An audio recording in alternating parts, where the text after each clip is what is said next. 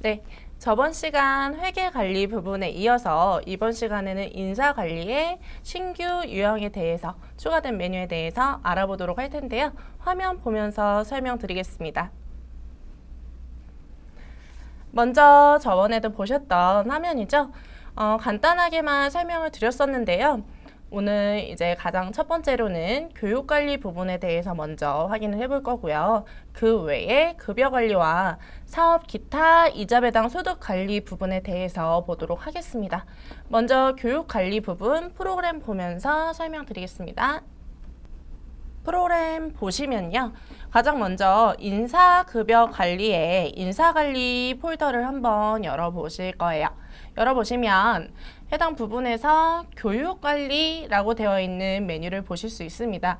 이때 지금 교육관리, 교육평가, 그리고 가장 하단 쪽에 있는 교육현황 이 세 가지는 하나의 묶음으로 보시는 게 좋아요. 각각으로 나누어져 있는 메뉴이긴 하지만 연결성이 있기 때문에 세 가지는 연결해서 같이 확인해 주시면 좋을 것 같습니다. 자, 이 교육관리라는 메뉴는요, 언제 많이 이용을 하시게 되냐면 사내나 사외에서 진행되었던 직원을 대상으로 해서 교육을 반영했을 때, 교육이 진행되었을 때 이 교육에 대해서 관리하고자 하는 참석 대상에 대한 직원들을 선정하거나 그리고 그 선정된 직원들에 대해서 교육 평가를 할 때 교육 시간이나 참석 여부, 수료 여부 등에 대한 현황을 조회할 때 사용되는 부분이 바로 교육 관리입니다. 그래서 교육 관리에서 등록된 데이터는요, 추후에 수당 지급에 대한 기준으로 활용이 되기도 하고 또는 인사평가의 기준으로도 활용하실 수 있겠죠.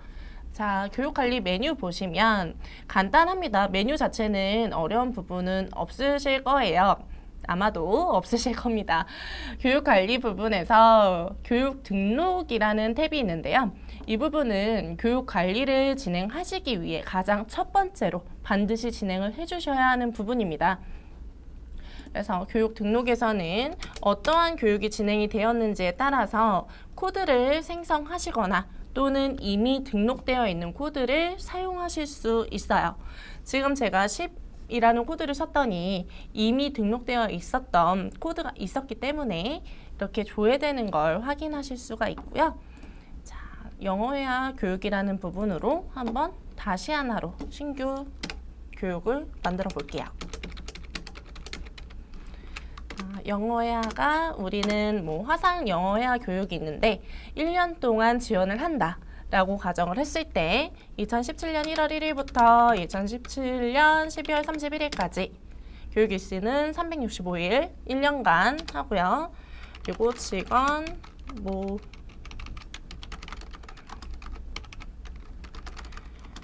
영어 교육 이런 형식으로 목적이나 장소 입력해 주시면 되고요. 총 시간 등을 입력을 해서 관리하실 수 있습니다. 이런 형식으로 우리가 인원 그리고 사외 내 구분을 선택하시면 해당 구분에 따라서 우리 교육을 관리하실 수 있게끔 생성이 되는 거예요.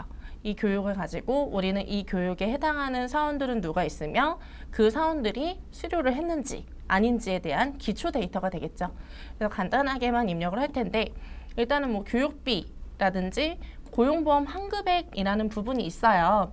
이 고용보험 환급액이라는 부분은요, 해당하는 교육이 고용보험 적용이 되는 부분이라서 일부 금액에 대해서 수료를 한 경우에 환급이 된다라는 부분 또는 내일 배움 카드 이런 것들 있으시잖아요. 근로자 카드라고 하나요? 근로자 카드 부분에 대해서 교육에 대한 부분이 수료했을 경우에는 환급이 가능하다라는 경우 있을 때 그 환급액 넣어주시면 되고요.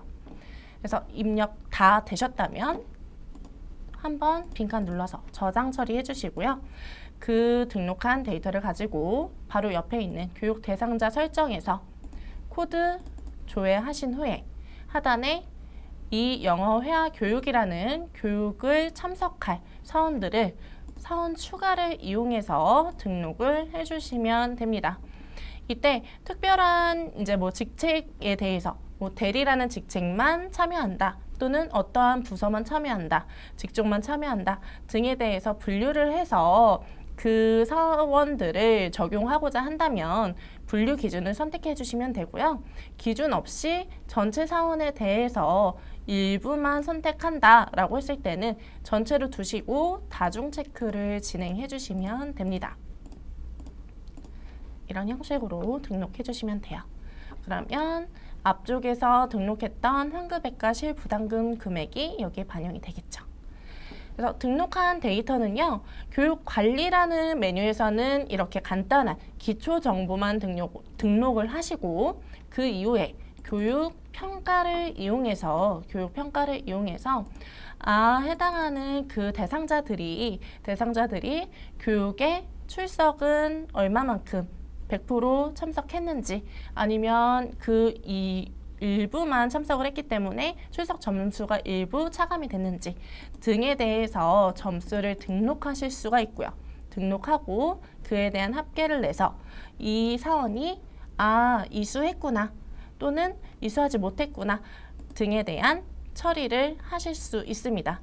만약 이렇게 이수가 되지 않았다면, 미이수 처리가 된 사원이 있다면 추후에 재교육을 진행을 하거나 인쇄평가 시에 반영을 하실 수 있겠죠. 그래서 등록하신 내용이 확정되었다.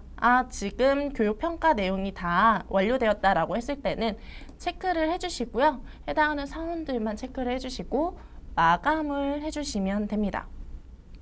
그러면 이 교육평가에 대한 내용은 수정할 수 없도록 마감 처리가 돼요.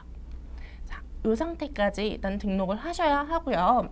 그리고 그 이후에 우리가 이 지금 등록한 교육을 포함해서 여러 가지 교육이 있을 경우에 사원별 또는 교육별로 현황을 볼 수 있어요. 이때 사용하시는 게 이제 교육 현황이라는 메뉴인데, 사원별 교육 현황 같은 경우는 특정한 사원에 대해서 이 사원이 어떠한 교육에 참여했으며 그 교육은 이수를 했는지, 어떠한 평가 점수는 얼마만큼 받았는지 등을 이용해서 추가적인 뭔가 인사평가나 아까 말씀드렸던 것처럼 수당 등을 우리가 계산할 수 있겠죠. 그래서 이 부분에 교육기간 입력하시고 또는 비워두신 상태에서 조회를 하시게 되면 우리가 각각의 사원들이 전부 조회가 되면서 이 안에서 교육이 진행했던 사람이 있다라고 한다면 이렇게 상세 내역으로 각각 사원별 상세 내역으로 조회를 하실 수가 있고요. 그리고 교육별 사원 현황 같은 경우는 지금 우리 프로세스대로 교육관리, 교육평가를 진행했던 해당하는 교육만 딱 적용해서 각각의 교육별로 어떠한 사원들이 참여했고 이수자는 몇 명이고 총 점수는 몇 점인지 이런 부분을 한 번에 확인하실 수 있습니다. 그래서 한 교육에 대한 현황을 몇 명이 참여를 했고 그리고 그에 해당하는 이수를 한 사람들은 몇 명이다 라는 걸 한눈에 보시기에는 사원별보다는 교육별로 보시는 게 훨씬 편리하시겠죠. 그래서 이 세 가지 메뉴 꼭 연결해서 한 번씩은 해보시길 바랍니다. 자, 교육관리 부분은 이렇게 좀 닫고요. 다음은 우리 익숙한 메뉴이실 거예요. 아무래도 한 번도 지금 신규로 추가된 메뉴이긴 하지만 이미 많이 보시던 메뉴를 활용해서 하는 부분이다 보니까 자, 다음으로 보셔야 되는 메뉴는요. 어떤 부분이냐면 급여 관리의 현황입니다. 급여 관리에 있는 이 네 가지 현황은 제가 간단하게도 설명을 드렸었지만 급상여, 그리고 뭐 연간 급여 이 모든 것들은 다 상용직 급여에 대한 계산 그래서 반영되는 부분이에요. 입력 및 계산에서 반영되는 부분이기 때문에 상용직 급여 입력 및 계산이라는 메뉴에서 이미 등록한 데이터가 있을 경우에 그 데이터를 활용해서 어떠한 조건을 더 추가해서 조회를 할 것이냐 라는 것으로 현황을 활용하실 수가 있어요. 일단은 그럼 상용직 급여 입력에 등록된 데이터가 있어야겠죠. 등록된 데이터가 있는 경우에 자, 이런 형식으로 이미 등록이 되어 있는 데이터가 있다 라고 했을 때 가장 먼저 이제 월별 급상여 지급 현황을 보게 된다면 3월 지금 3월에 4월 10일 지급일 1번 기준으로 한번 조회를 해볼게요. 월별 급상여 지급 현황 같은 경우는요. 일단은 우리는 이 데이터를 보고자 해서 지금 현황을 열기는 했지만 이 현황의 특징은 조회 기간을 월별로 선택하실 수 있어요. 기간을 설정하실 수가 있다는 거죠. 그래서 기간을 설정해서 이 해당하는 기간 중에 내가 조회를 하고 싶은 구분, 급여 또는 상여. 우리 이 급여 또는 상여, 이 구분은요. 언제 적용을 하시는 거냐면 우리 지급일자 등록하실 때 기억나실까요? 자, 지급일자, 급상여 지급일자 등록을 하실 때 보면요. 이렇게 등록하실 때 급여 구분이라는 부분이 있습니다. 이 급여 구분에 따라서 분류되어서 지금 저장되어 있는 값들을 가져오는 거예요. 근데 만약 지급 구분을 비워두신다면 전체 다 불러오겠죠. 전체 다 불러와져요. 그리고 그 아래 조회 구분이 있는데요. 조회 구분은 가장 큰 단위로 사업장 전체에 대한 데이터를 조회하실 수도 있고요. 사업장 전체에 대한 데이터를 조회하실 수도 있고 그리고 특정한 부서에 대해서만 조회를 해서 해당 데이터만 출연하실 수도 있고 그 외에 뭐 근무조나 프로젝트가 설정되어 있는 사원이 있다라고 한다면 그에 따라서 더 세부 상세 분류로 조회를 하실 수 있겠죠. 그래서 이때 보시면요. 자, 저는 사업장으로 볼게요. 사업장으로 이렇게 조회를 해서 봤을 때 1월부터 12월까지 한다면 우리 1월부터 12월까지 등록한 상용직 급여 입력 계산의 전체 항목 합계가 나타나는 거예요. 기본급의 1월부터 12월까지의 합계, 연장근로수당의 합계 이런 형식으로 보여지는 거라는 걸 다시 보실 수 있겠죠. 그러면 우리 아까 봤던 3월에 4월 부분을 지급 현황에서 조회하고 싶다라고 한다면 3월 부분으로 해서 지급일을 하나만 선택한 상태에서 조회를 해주시면 동일한 데이터를 현황으로 쭉 여러 사원에 대한 데이터를 한눈에 조회하실 수 있겠죠. 이 데이터는요. 우리 급여 대장이나 급여 명세에 나타나는 데이터랑 동일하겠죠. 월, 기속월 고정되어 있고요. 조회 기간에 월 고정되어 있고 지급일도 고정되어 있으니까. 그렇기 때문에 우리 월별 급상여 지급 현황 지금 그 이후에 제가 말씀드릴 현황들은 기간을 잘 활용하셔야 돼요. 기간을. 대장이나 명세랑 다른 부분은 기간을 잘 활용하셔서 합계되는 각 항목별 금액을 보실 수 있거나 또는 조회 구분별로 나눠서 일부 금액만 보실 수 있다는 점. 이 부분을 기억해 주시면 될 것 같습니다. 자, 다음 메뉴 볼게요. 자, 다음은 항목별 급상여 지급 현황입니다. 항목별 급상여 지급 현황 같은 경우는요. 우리가 좀 전에 봤던 월별 급상여 지급 현황하고 조금 차이가 있어요. 일단은 기속 연월에 대한 기간 설정을 할 수 있다는 점은 동일하지만 지급 구분이라는 부분을 반드시 필수값으로 선택을 해주셔야 합니다. 우리 아까 같은 경우에는 이제 월별 급상여 현황 같은 경우는 비워놓고 선택하지 않아도 적용하실 수 있었지만 항목별 급상여 지급 현황에서는 지급 현황을 반드시 선택하셔야 돼요. 하지만 이것도 동일하게 보실 수 있는 건요. 다중 체크하실 수 있습니다. 전체 체크하시면 월별 급상여 지급 현황하고 동일하게 보실 수 있겠죠. 여기까지는 동일해요. 근데 그 아랫부분이 다르게 적용될 수 있습니다. 자, 항목별이라는 건요. 항목별이라는 거는 우리가 집계 기준에 따라서 각각의 수당이라고 말을 하죠. 이 수당, 급여 항목들을 어떠한 집계 구분에 대한 합계로 보여질 것이냐라는 건데 지금 아까 월별 급상여 지급 현황은 어쨌든 조회 구분을 설정을 하더라도 그 안에 속한 사원별 금액이 나왔다면 항목별 급상여 지급 현황은 항목별 집계 기준의 합계가 나타나는 거죠.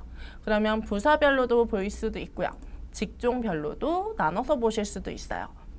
그리고 기간별로도 조회를 하실 수도 있습니다. 여기서 중요한 건 사원별이 아니라는 거. 사원별로 조회되지 않습니다. 사원별로 조회되지 않아요. 그러니까 이 부분을 주의를 해주시고요. 그러면 그 다음으로 우리 수당별 연간급여 현황도 좀 같이 볼게요. 다 같이 열어놓고 좀 비교를 하겠습니다. 수당별 연간급여 현황 같은 경우는요. 우리 또 항목별 급상여 지급 현황하고 또 다른 점이 일단 여기는 월별 급상여 지급 현황처럼 사원이 반영이 돼서 나타납니다. 사원이 나오는데요. 사원이 기준이 되기는 해요. 기준이 되기는 하는데 이때 수당을 선택해서 보실 수 있어요.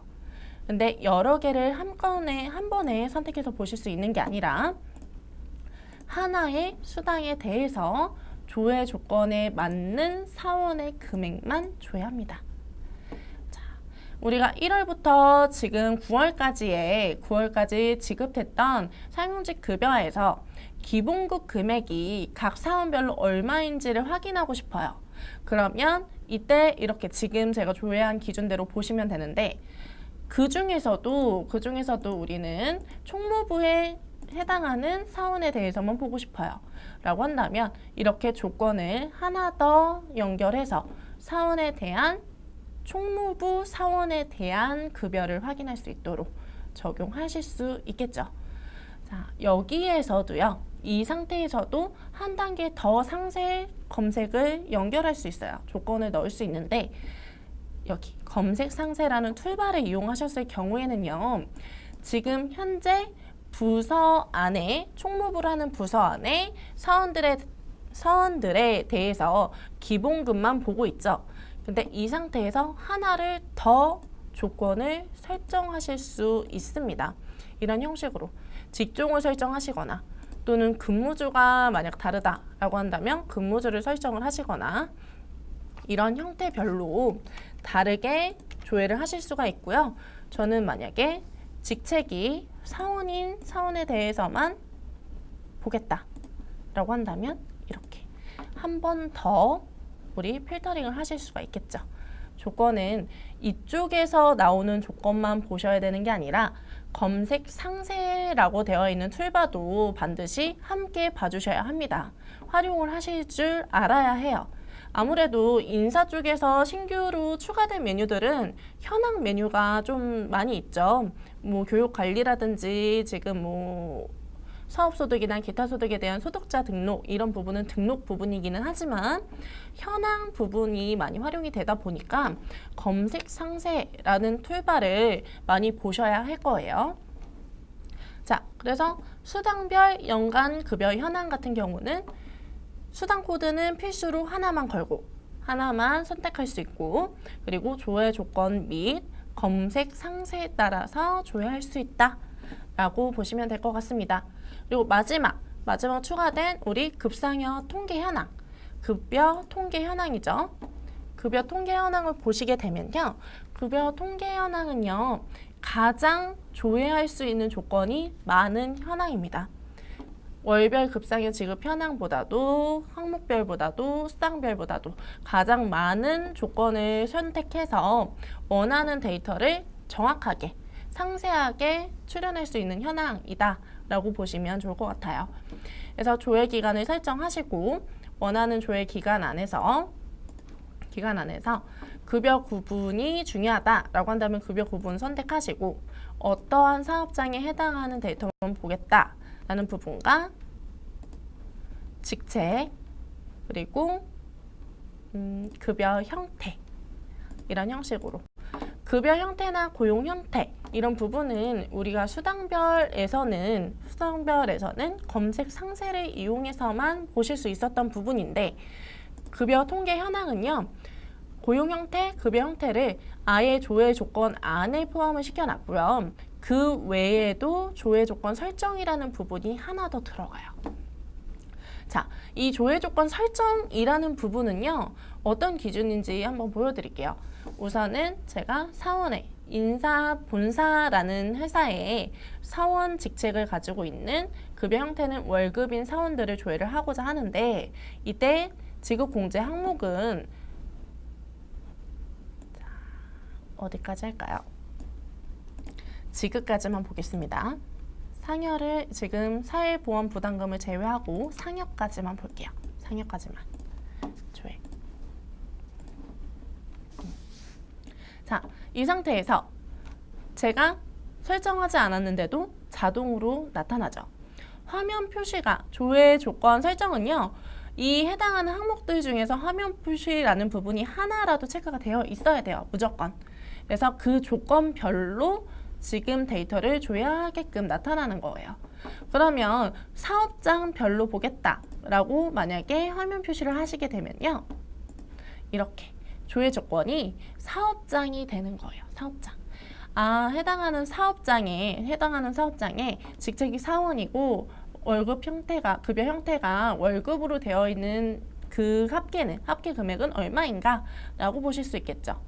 그러면 월급이 없으니까 저 연봉으로 좀 변경해 볼게요. 연봉도 없네요. 자, 그러면 여기를 빼고 이렇게 한번 조회를 해볼게요. 그러면은 급여 형태는 지금 확인이 안 되죠. 그러면 이 상태에서 조회된 데이터가 어떠한 급여 형태인지를 보고 싶어요. 그럴 경우에 조회 조건 설정에서 사업장이 아닌 급여 형태로 변경을 하시게 되면요, 해당하는 사업장 안에 조회된 데이터는 월급 데이터다 라고 조회가 됩니다. 조회가 돼요. 월급 데이터가 제가 아까 2분기에서 봤을 때는 없었는데 1분기에 조회가 되네요. 1분기에서 월급 데이터로 가지고 있는 합계는 월급에 제가 선택했던 지급 항목에 대한 합계는 지금 이렇게 반영이 되어 있다라고 설정하실 수 있습니다. 통계 현황은요, 가장 많이 상세하게 보실 수 있는 부분이다 보니까 많이 활용을 하실 수도 있고, 만약 다른 부분에 해당하는 수당에 대한 수당 연간 급여 현황을 보고 싶은데 그것보다 좀 더 상세하고 보고 싶다라고 하실 때도 활용을 하실 수도 있고요. 그리고 지급 구분에 따라서 보고자 할 때도 상세 구분을 하나 더 설정하고 싶다라고 할 때도 급여 통계 현황에서 보신다면 더 자세하게 확인하실 수 있어요. 결국에는 이 우리가 사용하는 급여 현황들을 다 합해 놓은 거다라고 보셔도 과언이 아닐 것 같은데요. 급여 통계 현황은 좀 많이 조건을 바꿔가면서 연습을 해보시는 게 좋을 것 같습니다. 자, 급여 통계 현황까지 총 신규로 추가된 4개의 현황에 대해서 보았는데요. 이제 다음으로 우리 사업 기타 이자 배당 소득 관리 부분에 대해서 보도록 하겠습니다. 급여 관리 부분은 좀 닫고요. 다음 사업 기타 이자 배당 소득 관리 그룹을 보시게 되면요. 가장 먼저 첫 번째로 보셔야 되는 부분, 첫 번째 거주자 사업 소득 관리 부분에 소득자 등록과 소득 등록입니다. 이때 사업 소득하고 기타 소득에 대한 차이가 분명하기 때문에 이걸 반드시 이론적인 부분을 알고 가셔야 될 것 같아요. 일단은 사업소득이라는 부분은 우리가 거주자이면서 개인 사업자는 우리 법인 등기가 되지 않은 사업자죠. 자영업자 등 또는 프리랜서도 속하는 부분인데요. 이 중에서 우리가 근로계약을 체결을 하지는 않았지만 그 해당하는 사업자가 지속적이고 반복적으로 지급되는 소득금액에 대해서 해당 소득금액이 있는 경우에 그 소득자를 사업소득자로 등록을 해서 원천 징수를 해야 합니다. 그래서 원천 징수해야 되는 소득자를 등록하는 화면이 소득자 등록, 그리고 그 사업 소득자에 대한 소득 금액을 등록하는 부분이 소득 등록이 되겠죠. 기타 소득도 마찬가지인데요. 메뉴는 동일한데 기타 소득이라는 자체에 대해서가 완전 다른 부분이죠. 사업소득 같은 경우는 지속적이고 반복적인 소득 금액이 있었다라고 한다면 기타 소득은요, 일시적이고 그리고 우발적으로 발생하는 소득에 대해서 용역이 잠깐 한 번만 뭐 강의를 해준다거나 강사 같은 분들이 이런 경우가 많이 있죠. 한 번 일회성 강의 같은 경우는 일회성 강의를 해준 학원 또는 기관에 기타 소득으로 신고가 되어야 하고요. 그리고 연속적으로 계약을 체결하고 그 사업 소득에 대한 계약이 체결되어 있어서 지속적이고 그리고 계속 반복적으로 지급이 되는 경우에는 사업 소득으로 적용을 해야 합니다. 두 가지 차이점을 반드시 구분해 주셔야 되고요. 이에 따라서 한번 등록을 해보도록 할게요. 먼저 사업소득 관리 부분을 보실 텐데요. 사업소득 관리의 소득자 관리 부분 보시면 가장 먼저 하셔야 되는 부분은 소득자 등록이라는 부분이 나타났다면 일단 조회를 해보시면 지금 현재 등록되어 있는 소득자가 있다면 조회가 되실 거예요. 하지만 조회되는 데이터가 없다라고 했을 경우에는 일단은 구분부터 변경을 해보세요. 구분을 조회 기준 일자 부분으로 변경을 해서 조회 기준 일자를 지우고 조회를 했을 때 그때도 나타나는 데이터가 없다라고 한다면 정말 소득자가 등록되어 있지 않은 거예요. 하지만 조회 기준 일자를 지우고 봤을 때 조회되는 데이터가 있다라고 한다면 그때는 하단에도 지금 나와 있지만 소득 발생 종료일이 등록이 되어 있기 때문에 조회 기준 일자 기준으로 그 기준 일자를 넘어섰다면 그러니까 종료일이 이미 지나쳤다면 해당하는 그 대상자는 조회가 되지 않습니다. 그러니까 혹시라도 내가 소득자 등록을 했는데 조회가 안 돼요. 안 된다라고 하면은 조회 기준 일자로 구분을 변경하시고 이 조회 기준 일자를 아예 삭제한 후에 해당하는 소득자가 등록되어 있진 않은지 다시 한번 봐주셔야 합니다. 자, 저는 현 소득자로 다시 변경을 좀 하고요. 현 소득자, 소득 대상자 부분에서 소득자 추가를 눌러서 코드를 등록을 해주시면 돼요. 그래서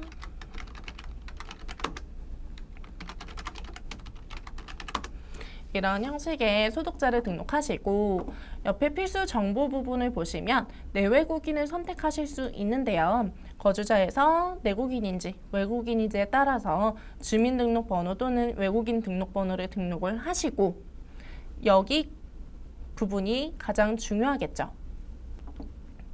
이 부분이 가장 중요한데요. 소득자의 업종 구분입니다. 소득자 업종 구분은요. 지금 이렇게 F2 코드 도움을 누르시면 나타나는 부분들인데 이 중에서 주의를 하셔야 되는 부분들이 있어요. 그거는 어떤 부분이냐라고 보면 바로 보험 설계, 음료 배달, 방판, 외판 이 세 가지 부분이에요. 이 세 가지 부분은요. 우리가 연말정산을 받으실 수 있는 분들입니다. 연말정산을 받으실 수 있는 사업소득자예요. 이 세 가지 소득 코드 외에는 다른 유형은 연말정산을 받으실 수 없습니다. 그래서 보험 설계 이 부분으로 설정을 하면 정산 여부가 자동으로 활성화가 됩니다. 그러면 이 정산 여부를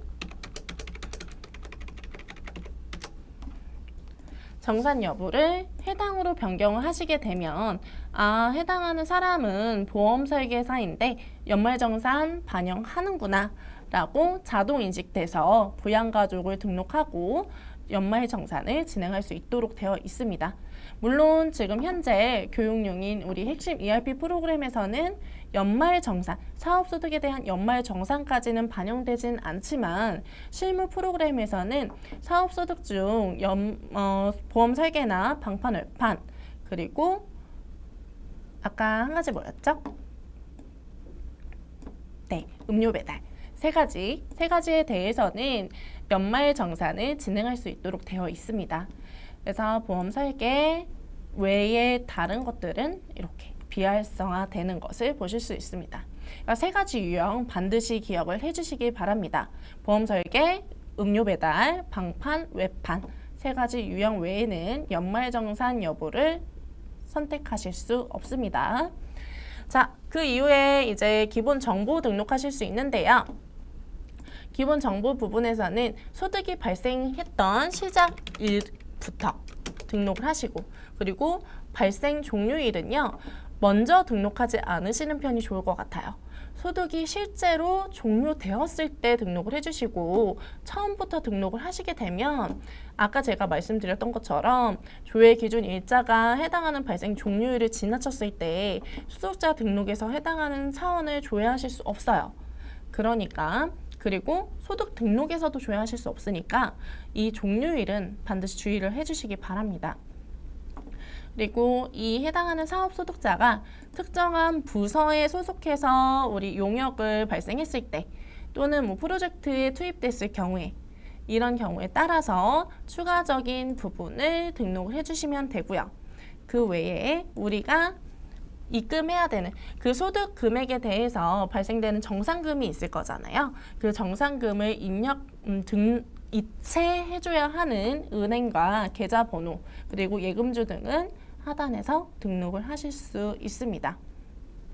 그 외에 세부 정보도 함께 봐주시면 좋고요. 이렇게 등록된 데이터는요. 등록을 하시고 조회하시면 등록된 데이터 보실 수 있고요.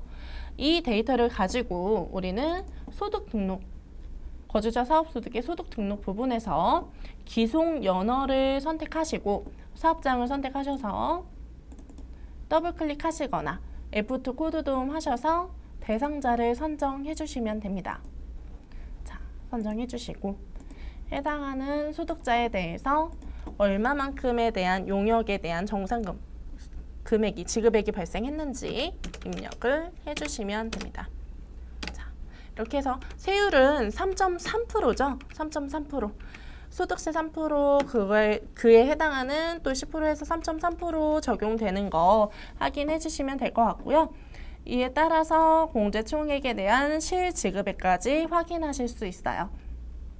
자, 이때 주의하셔야 되는 부분 한 가지 더 있네요. 지급일자와 영수증일자 반드시 주의를 해주셔야 해요.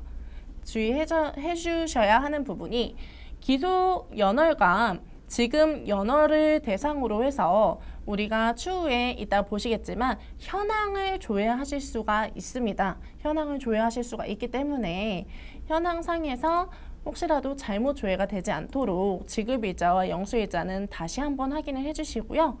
영수증일자라는 거는 우리가 사업소득에 대한 원천징수 영수증을 인쇄 출력할 경우가 발생했을 때 영수증에 입력되는 일자이기 때문에 지급일자랑 대부분 통일해서 입력을 하시는데 해당 부분도 다시 한번 확인을 해주셔야겠죠.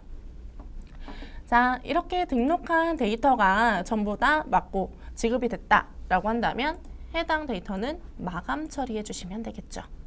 자, 마감 처리해 주시면 됩니다. 그러면 우리 기타 소득 같은 경우에도요. 기타 소득 같은 경우에도 비슷합니다. 등록하시는 방법은 동일해요. 동일하게 소득자 추가해서 이렇게 등록을 해주시면 되는데 이때 기타 소득은요. 아까 사업소득 같은 경우는 사업소득에 대한 코드 유형이 아예 소득자 등록에서 등록하도록 나왔지만 기타 소득 같은 경우는요. 우리 소득자 등록에서 반영을 하시는 게 아니고요. 반영을 하시는 게 아니고 자, 여기에서 세부 정보를 이제 다 입력을 하셨다면 이 데이터를 가지고 소득 등록을 할 때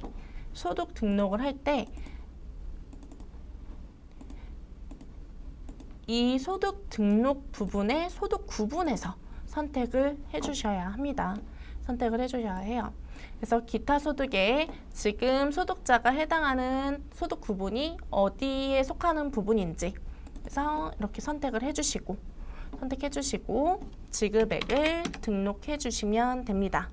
그래서 뭐 경비율 입력해 주신 다음에 추가적으로 세율과 소득세 부분이 반영되는 걸 확인하시면 되겠죠. 이 부분에서도 우리가 소득 부분 외에 지급일자와 영수증일자 반드시 다시 한번 확인을 해주시고요. 기타 소득 같은 경우는 필요경 비율이 들어가는 경우가 많이 있기 때문에 필요경 비율에 대해서 다시 한번 확인해 주시기 바랍니다. 자, 이렇게 우리가 사업소득과 기타 소득을 등록을 하시면 이 등록한 데이터들은 이 하단에 있는 소득자별 현황에서 반영이 됩니다. 소득자별 현황이라는 건요, 특정하게 기타 소득에 대해서만, 사업소득에 대해서만 사용하시는 게 아니라 공통적으로 사용하게끔 만들어지는 현황이에요. 근데 안에 이제 들어가서 메뉴를 실행을 하시면 상단에서 보시면 소득 구분 부분에 거주자 사업소득, 기타 소득 부분을 선택해서 조회할 수 있도록 나타납니다. 그래서 사업소득 부분을 선택하시고 우리가 소득 등록했던 기속연월과 지급연월 등록하시면요. 지급기간 등록을 하시면 해당하는 데이터를 조회하실 수 있겠죠. 지금 같은 경우에는 제가 하나만 등록을 했지만 여러 월에 걸쳐서 사업소득이 발생한 사원이 있었다. 소득자가 있었다라고 한다면 그 사업 소득자에 대한 전체 실지급액이 이렇게 조회가 됩니다.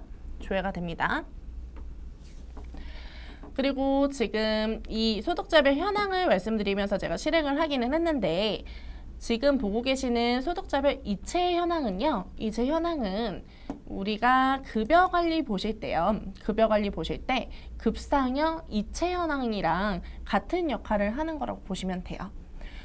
이 소득자에 대해서 우리가 금액을 정산해줄 때, 지급을 할 때 어떠한 계좌로 이체를 해줄 건지에 대한 이체 현황 확인을 하실 수 있어요. 이체증 같은 거라고 보시면 좋을 것 같아요.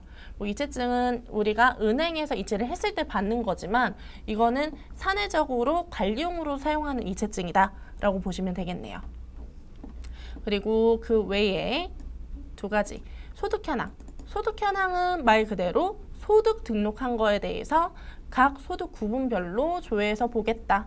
그 대신 기간을 설정해서 우리가 여러 달에 걸쳐서 소득을 지급했다면 그 지급한 달을 전체적으로 함께 볼 수 있도록 하겠다라는 뜻이고요. 그리고 소득자별 정보 현황은요. 소득자 등록 현황입니다. 소득자 등록 현황. 우리가 소득자 등록에서 등록되어 있던 정보들을 확인할 때 보실 수 있는 현황이에요. 그러면 우리 소득자 등록에서 아까 종료일이 등록이 되어 있어서 보이지 않는 사원들도 있을 수 있다. 소득자가 있을 수 있다 라고 말씀을 드렸잖아요. 그런 소득자는 조회 기준 일자를 지우고 보는 방법도 있지만 소득자별 정보 현황에서 조회를 하시게 되면 언제 소득 발생 종료일을 입력을 했구나 라는 거를 한눈에 보실 수 있겠죠. 자, 이렇게 이 세 가지 현황은요. 우리가 사업소득 그리고 기타 소득 두 가지 소득에 대해서 선택적으로 보실 수 있는 현황이기 때문에 같이 연결해서 보시면 좋을 것 같습니다. 자, 여기까지 우리 신규로 추가된 인사관리 메뉴에 대해서 알아봤고요. 다음은 인사관리의 시뮬레이션 예제를 풀어보도록 하겠습니다.